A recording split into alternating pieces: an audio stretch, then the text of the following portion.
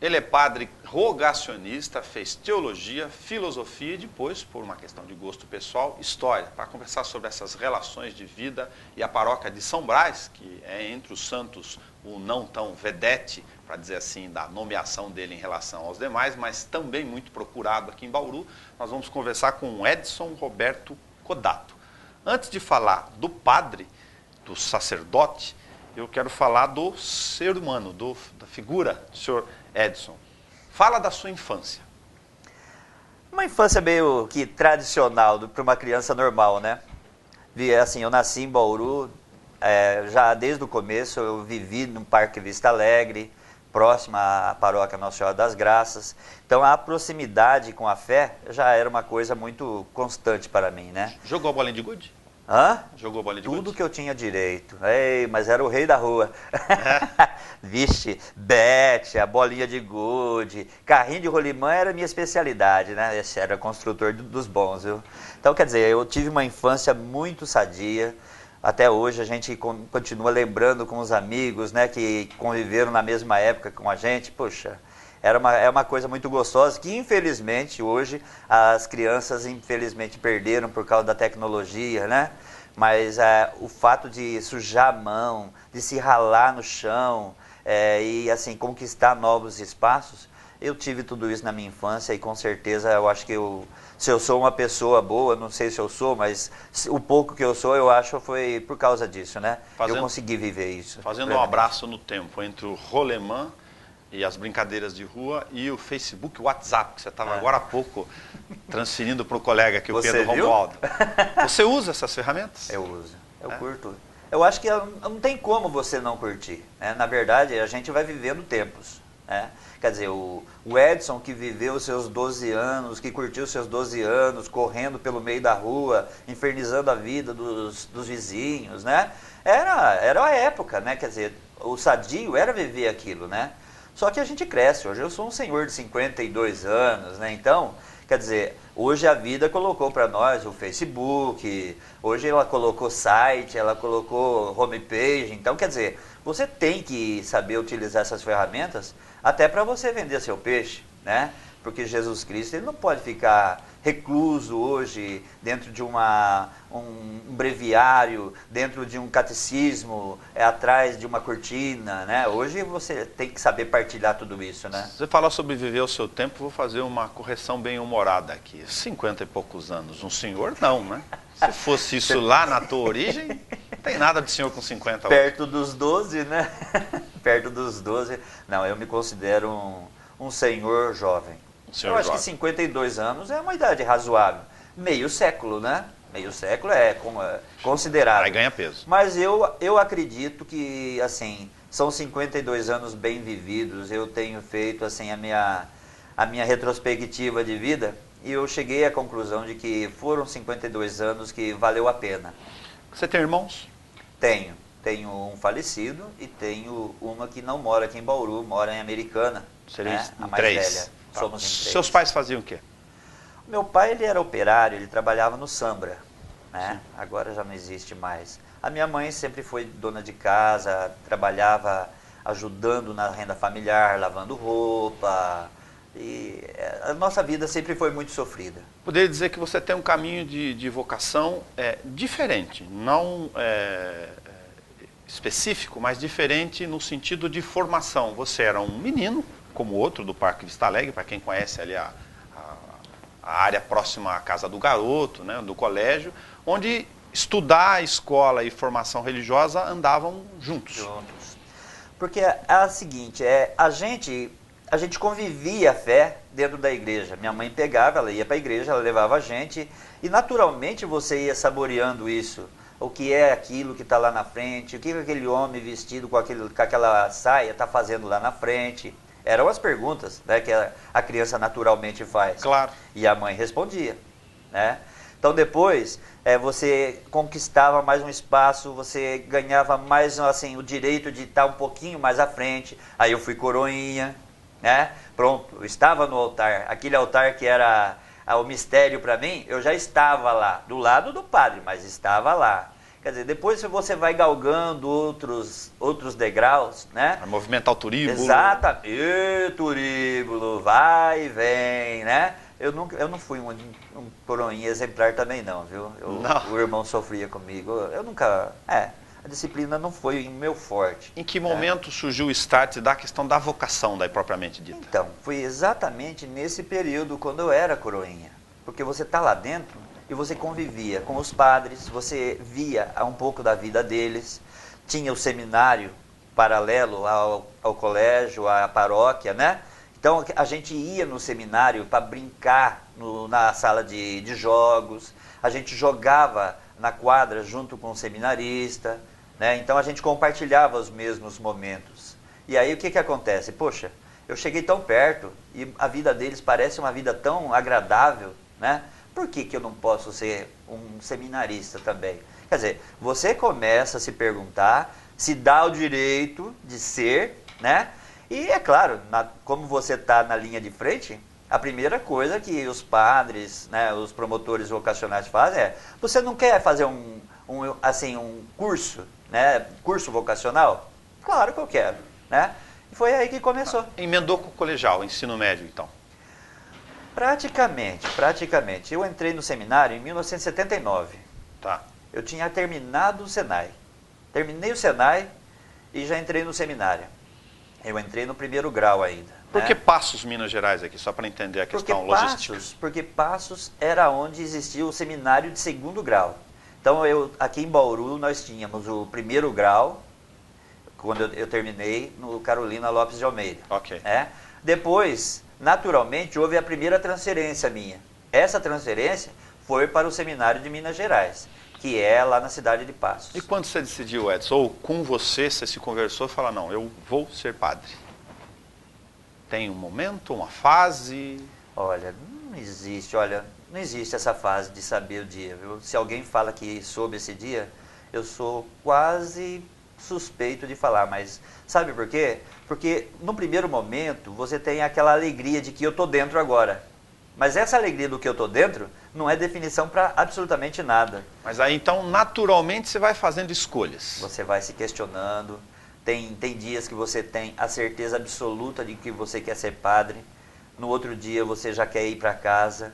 No outro dia você confirma de novo. No outro você já está chorando de desespero. Então, quer dizer, são fases que a gente vai amadurecendo e a gente vai crescendo.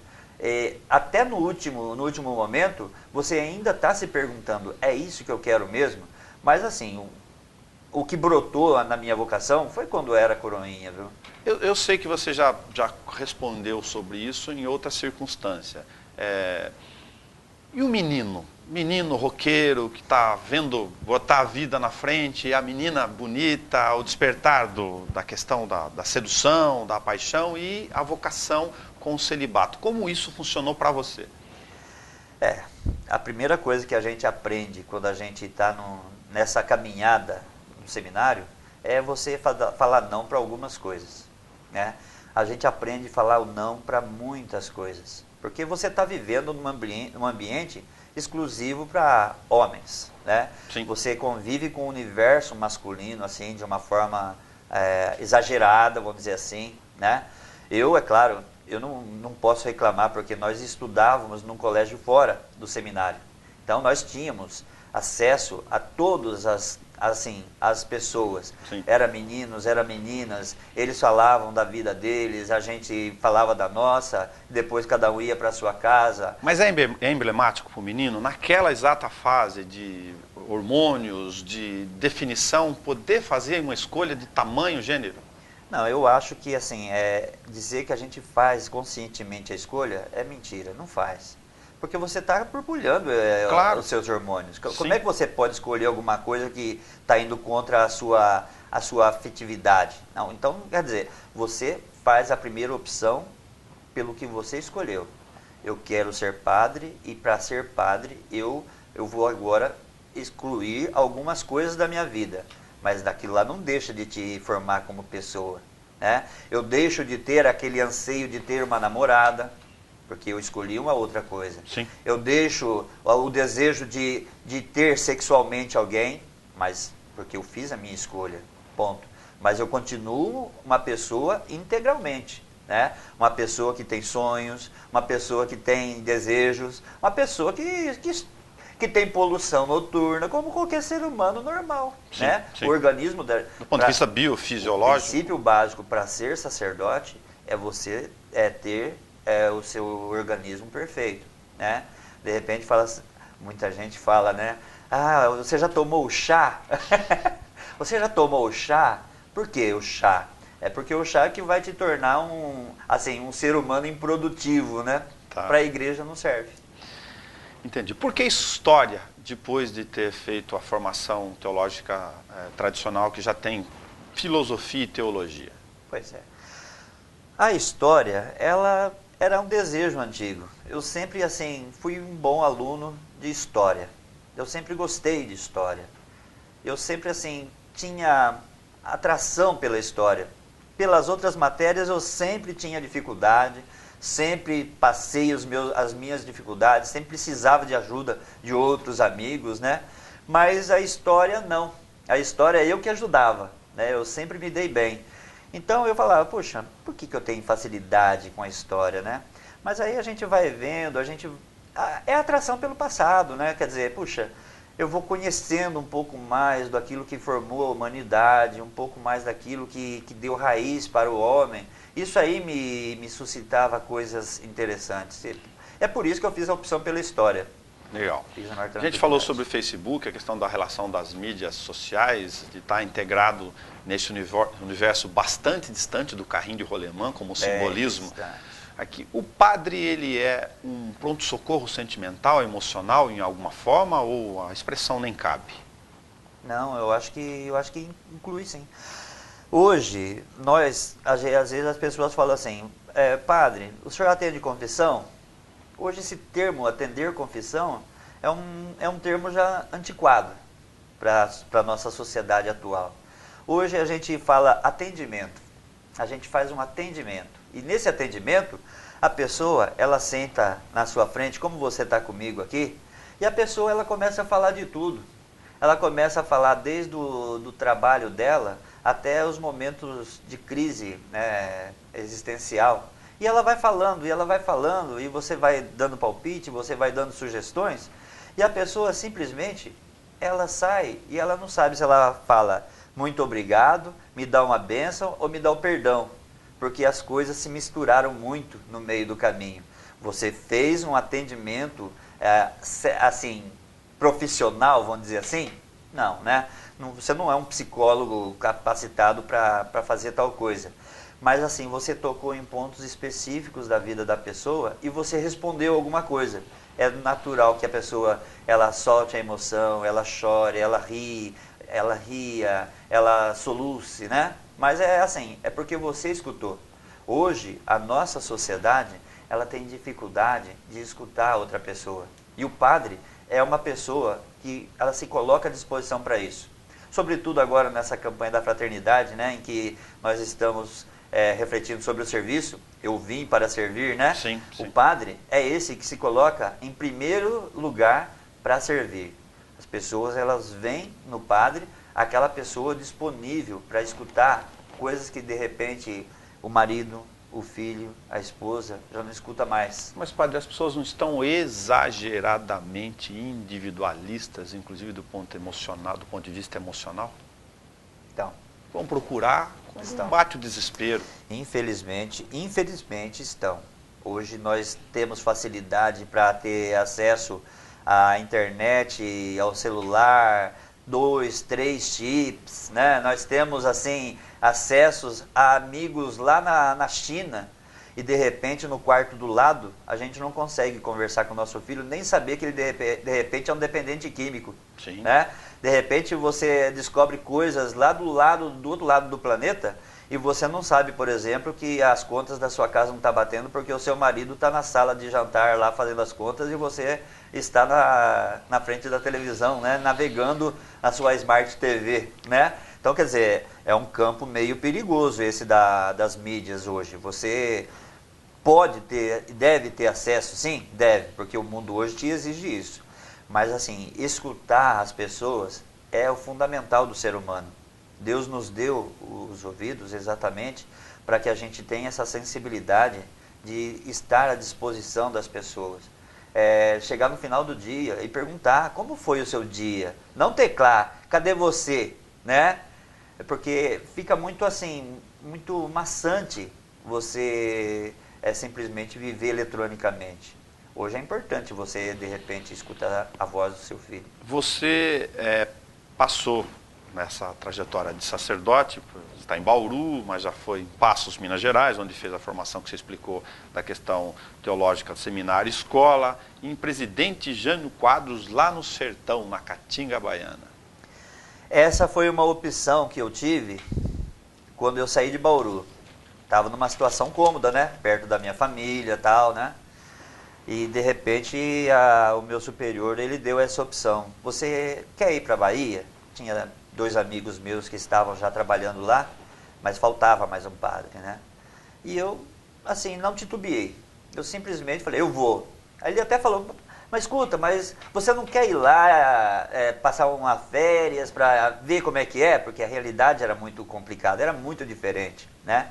E eu falei, não quero não. Até porque se de repente eu não gostasse, como é que eu ia falar não, né? Sim. Então eu não me dei esse direito. Eu cheguei, não, eu vou. Já preparei a mala e fui para a Bahia. Nunca tinha saído para cima de Minas Gerais, né? Só tinha chegado até Minas. E de repente eu me vi numa situação que eu só via pela televisão, né? Aquela situação de seca, aquela seca escaldante, animais mortos, animais definhando no meio da estrada, né? Que a gente só via em campanhas publicitárias. Eu vi aquilo lá ao vivo e a cores. Por outro lado, não é um paradoxo, uma dicotomia de você estar do ponto de vista humano conversando com o sujeito que mais precisa emocionalmente de você e talvez por isso seja aquele que esteja mais pronto para escutar o que a gente está falando aqui? Mas é interessante a gente perceber, né? Eu fiz essa opção e eu cheguei à seguinte conclusão. Aqueles 4 anos que eu vivi na Bahia foram os melhores 4 anos para o meu sacerdócio. Eu tenho 22 anos de padre hoje. O que me deu assim uma estabilidade forte para eu hoje confirmar para você que eu sou um padre feliz, foi exatamente os 4 anos de lá. Tanto é que eu falava para os padres. Por quê? Relações humanas? É o convívio com a necessidade do ser humano. Ali você... O mais básico. Nossa, olha, era uma coisa assim absurda. É você visitar uma pessoa que assim, é completamente carente de escutar você. É uma pessoa completamente carente de necessidades básicas. Poxa, eu ia na roça lá para celebrar a missa, porque a gente celebrava a missa lá. A gente demorava 3 meses para celebrar uma missa em cada lugar. A cada 3 meses você celebrava uma missa. Você chegava nos lugares que não tinha nem energia elétrica, você tinha que celebrar a missa 3 horas da tarde, né? Porque é para aproveitar o sol. Não tinha lugar, tinha que ser debaixo de um pé de árvore, né? As pessoas, elas vinham de todos os lugares, em jegue, de a pé, de bicicleta, juntava tudo ali. Era uma alegria, uma confraternização. As pessoas pobres de maré descer, elas chegavam com alegria para aquele momento da celebração. O pessoal se encontrava, se confraternizava. O padre ia embora porque tinha que andar muito para chegar em casa de volta, e o pessoal ficava lá, né? A vida deles continuava, eles aproveitavam, eles faziam a festa, né? A celebração era uma festa. Então, aquilo ali me marcava. Por quê? Porque pro lado de cá do mundo, a gente vai para a missa, parece que é uma obrigação.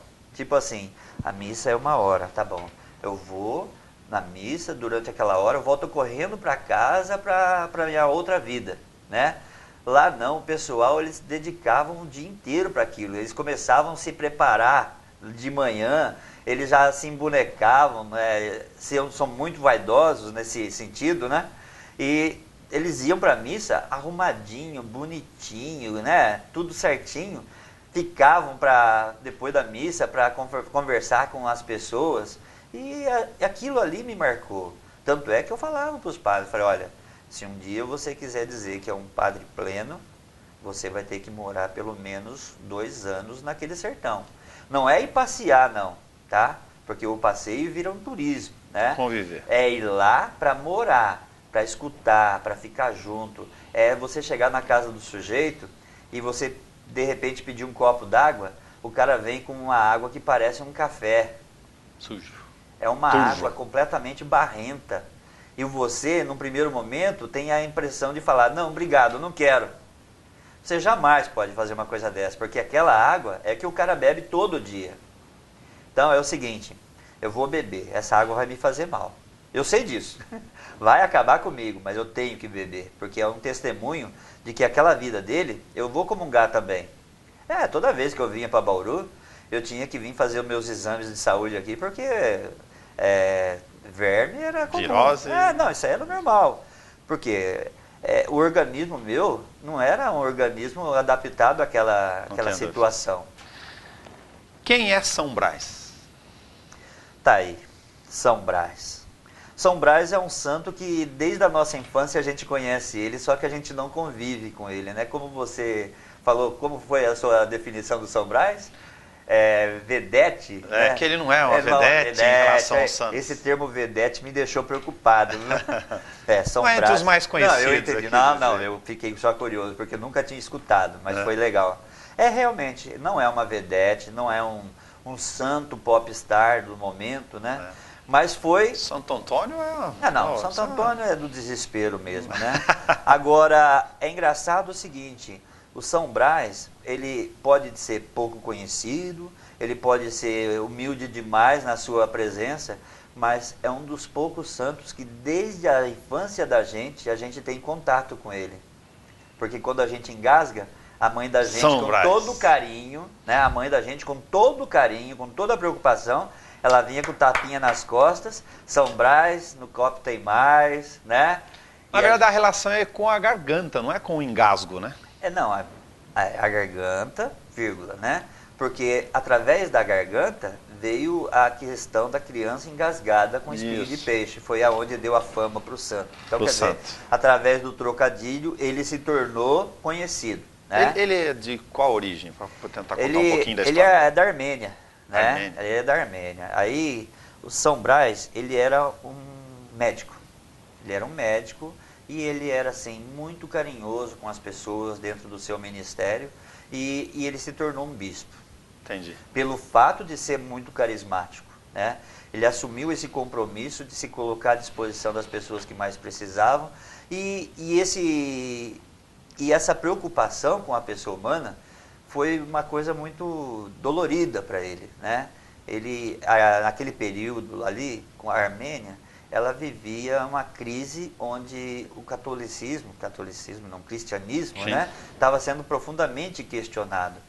Como hoje, por exemplo, nós vemos o Estado Islâmico, né, sacrificando aí os cristãos para dizer não, né? Naquele tempo, São Brás ele passou pelo mesmo inconveniente, né, de ter que renunciar à sua fé. Só que ele foi forte o suficiente para dizer que ele continuava a respeitar e a seguir Jesus Cristo de perto, né? Foi perseguido, foi isolado, ele ficou isolado nas cavernas, né, no deserto. Aí vem a questão do padroeiro dos animais. É isso que eu ia perguntar. Tem garganta e animais selvagens. Pois é uma coisa que parece que não dá muito certo não, né? É. Mas a questão dos animais selvagens foi porque ele ficou recluso em cavernas e nas cavernas os animais se aproximavam dele. A questão é, por que animais? Hoje a gente tem os nossos cachorros, né?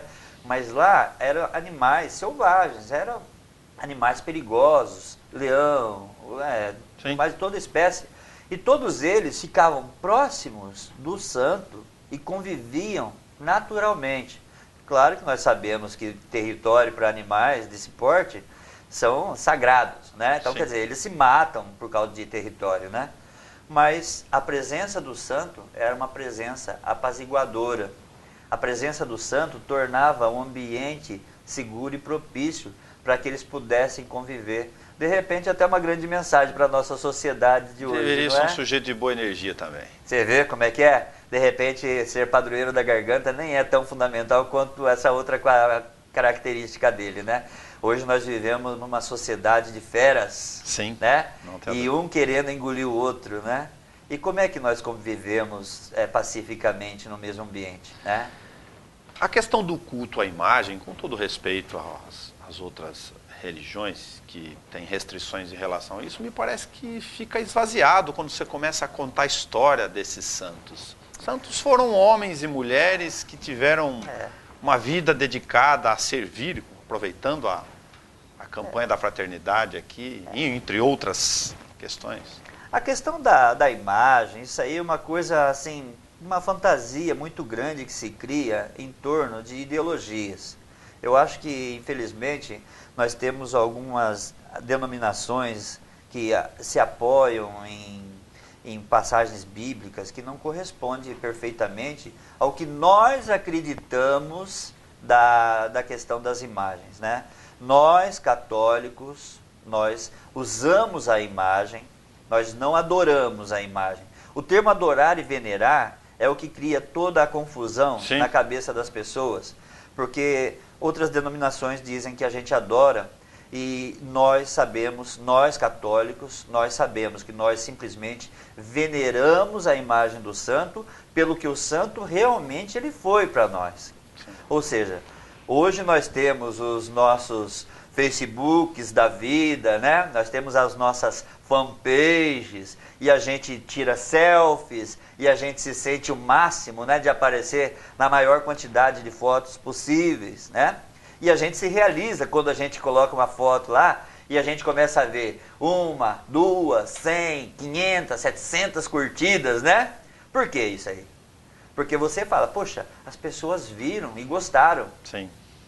O que é hoje uma imagem no Facebook, por exemplo? É uma imagem. Só uma né? imagem.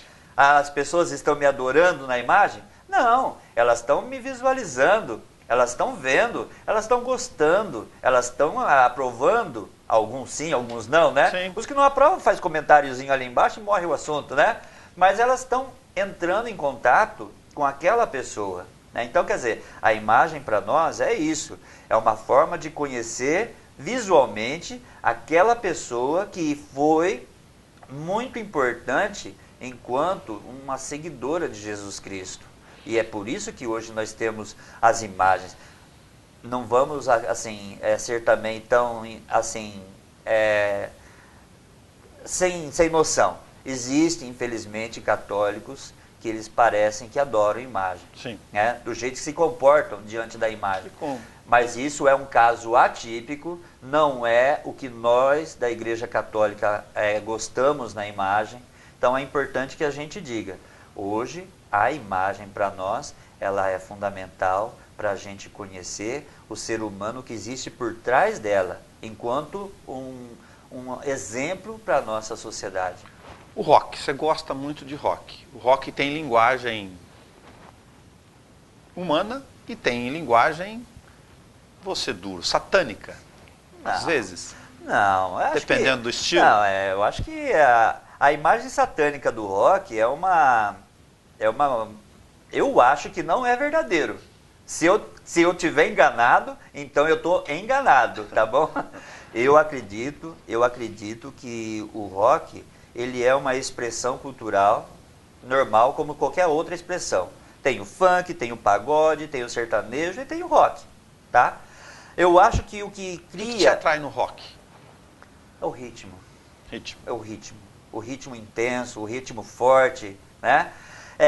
O que assim, mistifica muito o rock é porque a maioria do rock que nós entramos em contato é em inglês, né? E era um rock muito marcante e isso cria a imagem de uma coisa não muito de Deus. Eu não estou querendo caricatura nenhuma aqui. Na verdade, lógico, eu estou colocando como ponto de conversa. Quando você consegue entrar, por exemplo, hoje ficou mais fácil, né? Você entra no YouTube da vida, você pede aí a letra da música, ela aparece lá com tradução e tudo, né? Hoje nós podemos entrar em contato e ver o rock tem uma letra muito bonita, Muito diferente, por exemplo, de um funk da vida, Os né? maiores clássicos tem. Exatamente. Quer dizer, hoje nós temos funk aí que faz uma apologia ao crime, que é uma coisa absurda, né? Aí nós temos um rock que faz uma apologia à paz, que é a coisa mais bonita do mundo. E, no entanto, mas o que fica marcado é que os roqueiros são coisas do demônio, porque eles gostam de ter coisa do capeta, tem caveirinha, tem tudo de preto, e parece que isso aí não é de Deus, né? Tem nada a ver. Esses rótulos são perigosos. Muito, muito, muito. Por causa disso, nós já perdemos pessoas muito boas, né? Eu acho que tudo aquilo que é rótulo, ele não é de Deus. Perdemos tanto, inclusive Jesus. Com certeza. Jesus foi o primeiro grande rebelde da nossa história cristã, né? E ele sofreu as duras penas de bancar aquilo que ele acreditava, né? Agora eu vou perguntar para o Edson, por que ele é um motociclista e não um motoqueiro? Aí é uma pergunta muito interessante, porque tantas pessoas vêm conversar comigo e me chama de motoqueiro, né? E eu, é claro, eu respeito porque nós aprendemos esse linguajar motoqueiro, né? A pessoa que usa moto, né? Nós, motociclistas, nós temos a seguinte definição. Existe o motoqueiro, existe o motociclista. O motoqueiro é aquele profissional da moto.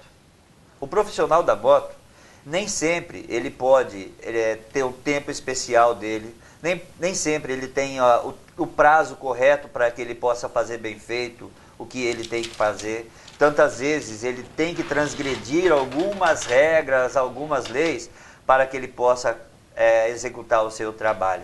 Então é por isso que o motoqueiro, para nós, ele é a pessoa que muitas vezes se coloca numa situação de marginalidade. Por quê? Porque ele tem que passar por isso tudo. O motociclista já é diferente. O motociclista, ele não tem prazo. Ele simplesmente sai para a estrada e ele tem todo o tempo do mundo. Ele não precisa ter pressa para chegar. Quanto mais demorar, melhor, né? E é por isso que nós não podemos, assim, cair na tentação de definir. Motoqueiro é aquele que tem motinha 125 e motociclista é aquele que tem uma motona. Mentira, isso aí também, tá? Nós temos pessoas que são motociclistas com moto 125, porque a moto, ela não é o que faz o motociclista, é o coração, é a modo como a gente age. E da mesma forma, nós temos gente que tem moto de 1000 cilindradas e se comportam como uns animais na estrada, né? Motoqueiros é de moto grande. Os estradeiros têm um comportamento mais... São light demais. Mais tranquilo. Porque existem as pessoas que gostam de ultrapassar os seus limites, né? As motos hoje elas se tornaram muito potentes, elas se tornaram cada vez mais acessíveis, e isso aí parece que dá direito à pessoa querer extrapolar limites, né? Nós não comungamos dessa ideia, tá? Eu sou um motociclista, tricicleiro, né? O meu veículo atualmente é um triciclo, em breve terei a minha moto, mas o meu triciclo hoje é o veículo que eu faço a minha divulgação da fé. Motor, né? Volkswagen de Kombi? Exato. Meu triciclo é maior que um carro, né? Por isso que às vezes o pessoal fala, mas o senhor não vem rezar a missa de triciclo? Pô, mas eu vou parar onde ele, né? Se eu tiver que parar, eu tomo 2 vagas aí, que aí vocês vão achar ruim comigo, né? Então, eu através da minha fé, eu faço parte da Pastoral da Estrada, nós temos um grupo de pessoas que a gente se une em torno dessa evangelização através da estrada. Então, quando nós saímos para celebrar as nossas missas de motociclista, a gente sempre vai com um grupo de pessoas, eu vou de triciclo, é claro, né?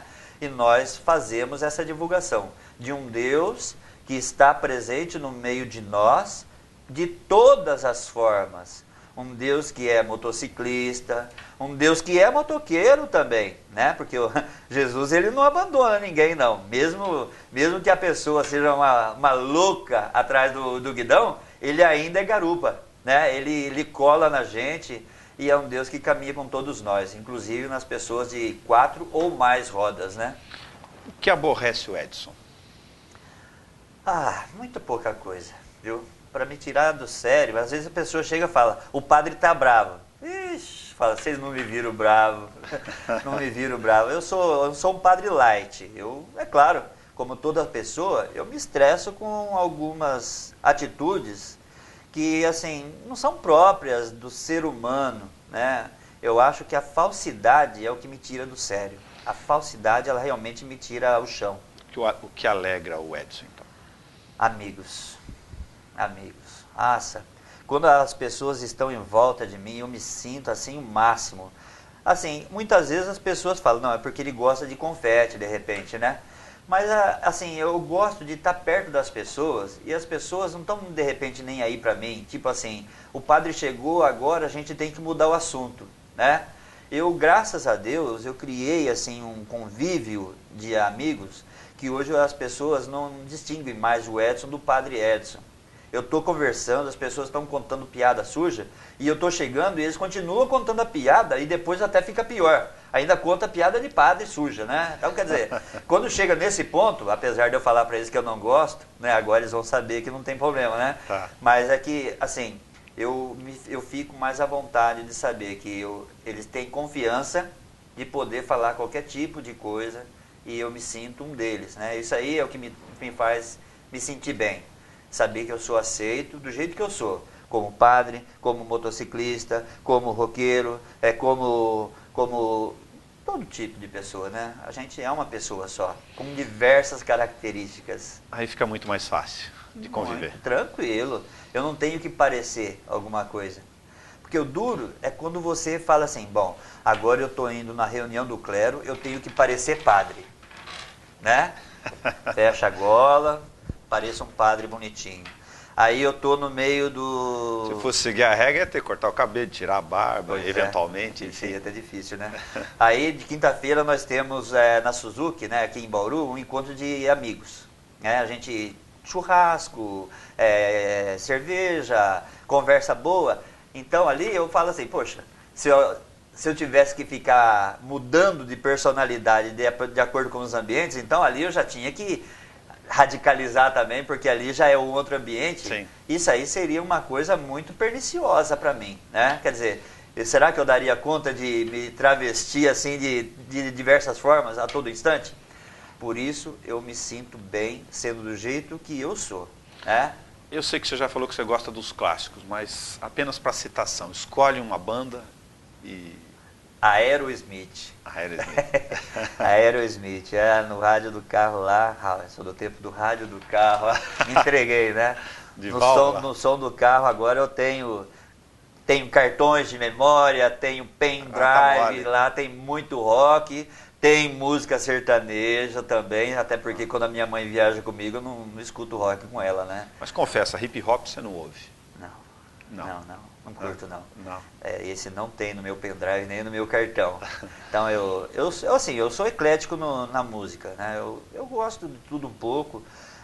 O funk, o hip hop realmente não me faz a cabeça não, mas a gente tolera, porque afinal de contas são coisas populares que fazem parte da nossa sociedade, né? Edson, muito obrigado por você ter vindo conversar. Eu nem chamo de entrevista o Câmara Livre, bate-papo sobre relações de vida.